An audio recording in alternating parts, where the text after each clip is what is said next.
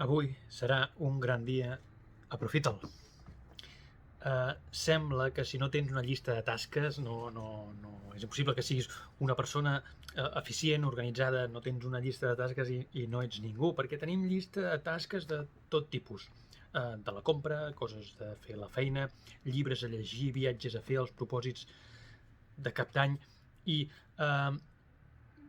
mils de llibres, de podcasts, d'estudis, xerrades que t'expliquen com gestionar aquestes tasques en àrees de vida, en projectes, en Scrum, en Kanban, Agile, GTD.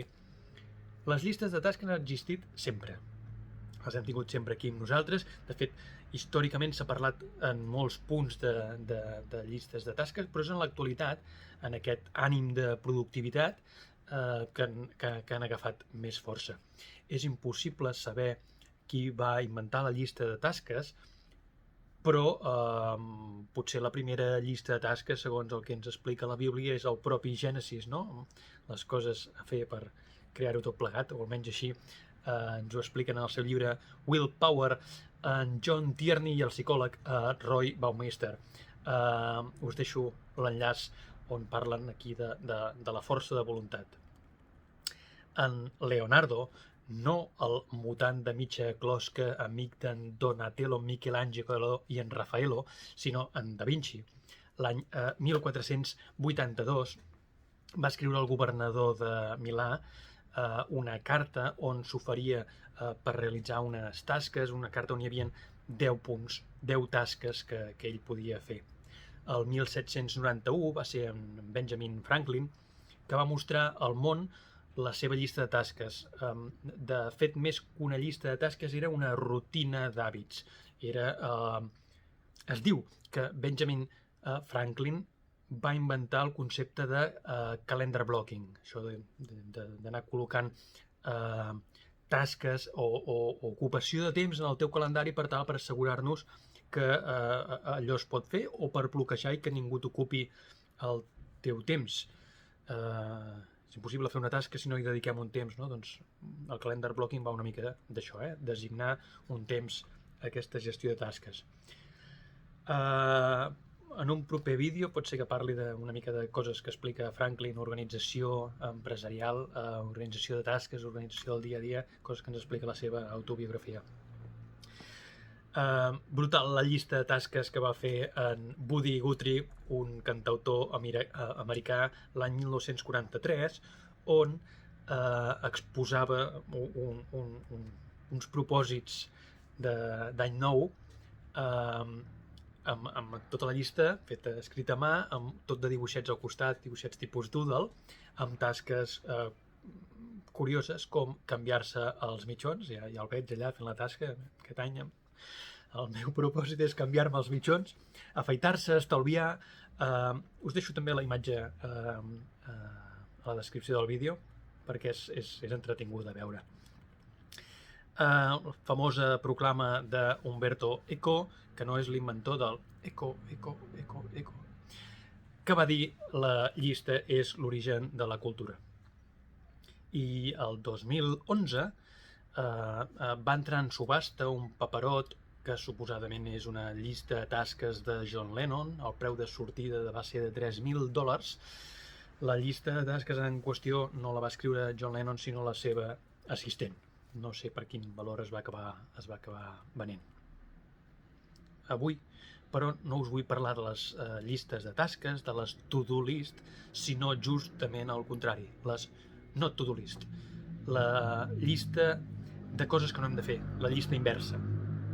El motiu és simple, a la vida tot és qüestió de temps. Allò que necessitem per fer qualsevol cosa és temps. El temps és allò que hem de fer, per tant, el que no hem de fer també ens ocupa un temps que quedarà lliure si el tenim clar, que no hi hem de dedicar temps. Llavors ens permet això, separar quines tasques, quines coses hem de dedicar-hi temps i quines no. El concepte, tot i que la teoria és lògica, la pràctica és relativament complicat, però el primer pas per tenir una llista inversa és fer-la. Per tant, agafa paper, agafa boli, com sempre, que les coses no es fan soles. us dono alguns exemples que us poden servir directament com a exemples per copiar-los o bé com a inspiració del que podria ser alguna de les coses que pot estar en aquesta vostra llista de not to do list o llista inversa. La primera és no dir sí a tot i tothom. Ens passem la vida satisfent les necessitats dels altres, fins i tot a nivell empresarial. Hi ha molts cursos de com dir que sí sempre, com dir que sí al client, com dir que sí aquí, com dir... No, si no es pot, no es pot. I hem de dir no, no es pot. I fins i tot, si convé, adreçar amb qui s'hi pot, perquè no tothom pot fer-ho tot, hi ha altres persones que sí que ho poden fer. Per tant, mirem què podem fer, què no, què ens aporta cada cosa i derivem-la. Segon, notícies. Estem col·lapsats de notícies. Ens venen notícies per tot arreu. Parlo de notícies d'actualitat, de diaris, de notícies. Sembla que si no estàs al dia del que passa al món estàs perdut, no tens conversa, no pots parlar. Sigues selectiu, mira quina informació t'interessa, quina no. Fes servir els podcasts, fes servir els programes a la carta. Pots veure telenotícies de TV3 a l'hora que vulguis. Pots dir OK Google i que et surti el 14:15 de RAC1. Utilitza-ho. Tercera, xarxes. No xarxes a tota hora. Tenim un problema amb aquests aparells quadrats que portem a les butxaques, i és que són una eina tan potent que ens obre el món a tantes coses i a tantes possibilitats que en qualsevol moment podem fer el que sigui. El problema és que no és a qualsevol moment que podem fer el que sigui, sinó que aquests aparells ens diuen quan ho hem de fer, no? I ens surt un avís i ens diu ara mira al Facebook que aquesta persona ha penjat no sé què. Ara aquesta altra persona ha penjat un vídeo nou al TikTok. I per tant, aquesta eina que ens hauria de treure feina ens la dona i ens fa a nosaltres esclaus d'aquests aparells. Quan mires tu xarxa, quan tu vols, quan el mòbil ho vol, quanta estona hi dediques, quines xarxes mires, en quins moments, quanta estona, etc. Gestiona aquests avisos i decideix quant de temps, quanta hora, quina hora, ho mirem només al vespre. Quarta idea, no a les sèries. Ens passa una mica el mateix, en converses no has vist aquesta sèrie, no has vist l'altra, quan entres veus una, quan l'acabes de veure t'arriben missatges per tot arreu, pel mòbil, pop-ups, mails, com que has vist aquesta sèrie t'agradarà aquesta altra, ups, compte, aquesta sèrie s'acaba d'estrenar, aquesta sèrie és la primera d'aquí. Estem rodejats de plataformes de Netflix, de HBO, de Disney, de Movistar TV baixa, acabes una sèrie i ja t'enganxes amb una altra. Per tant, sigues amo del teu temps. Qui mana aquí? Qui decideix quina sèrie miro? Decideix la sèrie que vols veure abans d'obrir la plataforma, és a dir, no obris la plataforma a veure què hi ha, sinó digues, no, jo vull veure una cosa i entres. I decideix també quanta estona, no et deixis enganyar per aquest continu de capítols que van venint un darrere l'altre. Cinquena, no grups de WhatsApp. Tots els grups de WhatsApp no poden ser, no tots són importants, no tots els has d'estar veient a cada moment. Selecciona, decideix de quin surt, de quins t'apartes.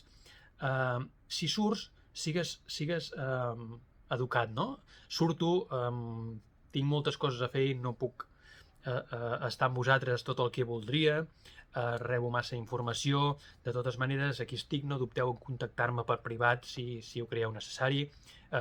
Us recomano seguir el canal de YouTube de Bartu, you.bartu.cat. Bueno, el típic que dius quan et surts del grup. Et despedeixes, sigues educat, i els que no surtis, silencia'ls. Silencia'ls per sempre. Reps un volum de WhatsApps suficient com per que ja rebis prou avisos. Ja entraràs a WhatsApp i veuràs aquests nous avisos d'aquests grups. Sisena, no respondre a telèfons desconeguts. T'has fixat la quantitat de vegades que ens entra una trucada explicant un missatge que no l'hem demanat, parlant d'una cosa que no ens interessa, i a sobre, si ho pares, si dius no, és que no m'interessa, et contesten coses com si algú no té contado de què se trata. És que no m'importa. No els contesteu, és una opció. Si no podeu no contestar-los o creieu que us poden interessar, podeu fer un missatge de veu automàtic que surti quan vosaltres pengeu el telèfon i que digui qualsevol informació me la pots deixar en el correu electrònic informació diversa @ el que vulgueu. A vegades la feina no us ho permet fer això, però si ho podeu fer amb el vostre telèfon personal, ho feu, però gestioneu-ho, eviteu-ho. I última, No miris el mail tot el dia. Gestiona el mail, en quin moment el pots veure. Si són molt pocs moments al dia, fins i tot informa-ho. Posa una resposta automàtica, dius el mail es mira al matí, rebràs resposta el dia següent abans de les 10. Dona aquesta informació. Et recomano un vídeo que és el de comunicació síncrona i asíncrona, que és un dels primers que vaig fer i que parla bastant de la immediatesa del correu electrònic. Aquests han sigut 7 exemples que et poden servir d'idees de llista, una mica explicats, però n'hi ha molts més. Podríem parlar de no mirar la tele, de no menjar carn cada dia, de no menjar entre hores, de no beure begudes tipus ensucrades, de refrescos, de no anar a dormir tard, menjar a deshores, buscar excuses per fer exercici, llegir, temps de pantalla, menjar a peu dret, mossegar-te les ungles, videojocs. Busca les teves coses que pretens canviar, perquè fixa't que una llista inversa el que pretén és millorar els teus hàbits positius, deixar de fer segons quines coses que t'ocupen un temps i que no el vols dedicar a això. Per tant, la diferència entre la típica llista de tasques és que aquí no necessites data límit, no necessites avisos, no cal marcar-la com a realitzada. El que poses en marxa és una llista que durarà bastant de temps. Us recomano que feu servir l'agenda. Potser les primeres pàgines de l'agenda podeu escriure llista inversa o llista de tasques inversa, not to do list, i posar-hi la primera. La primera que ara se t'hagi ocorregut amb aquesta explicació i que dius, mira, això em quadra. Ja tindràs la llista començada, perquè la manera de començar a fer una cosa és fent-la. Amb aquest títol i aquesta primera tasca tenim una llista que comença per la primera tasca, que la podem anar desenvolupant, que pot ser avui o pot ser més endavant. I l'hem de tindre present, per això us deia, a davant, en una de les primeres pàgines de la vostra agenda. Espero que hagueu conegut alguna cosa nova. Com sempre, moltes gràcies per escoltar-me. Recorda, somriu, és gratuït.